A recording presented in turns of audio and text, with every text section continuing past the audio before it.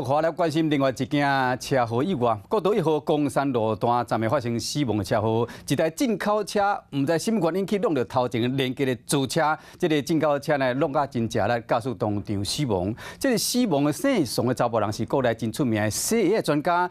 进前，甲因某伫高雄开一间店呢，这个维修服务扩展到呢清洁这个皮包甲染色。上好的是全台加盟分店有13间，甚至搁去中国开店。啊，那这个车祸到底是安怎发生的？警方爱搁追查。 白色的 Porsche 车头严重变形，零件嘛散甲满四过，会当看出当时弄了有偌大力。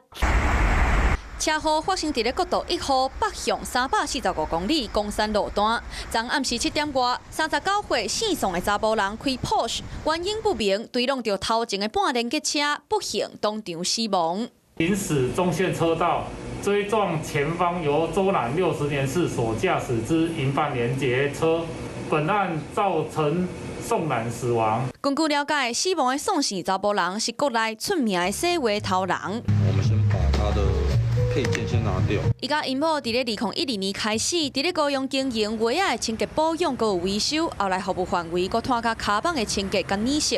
全台湾的分店上侪到13间，甚至佮到中国来开业，会当讲是事业成功。发生意外车祸，宋头家就安尼来过往，嘛，互亲戚朋友拢感觉着惊，嘛真毋甘。毋过车祸发生的原因，警方佮需要调查清楚。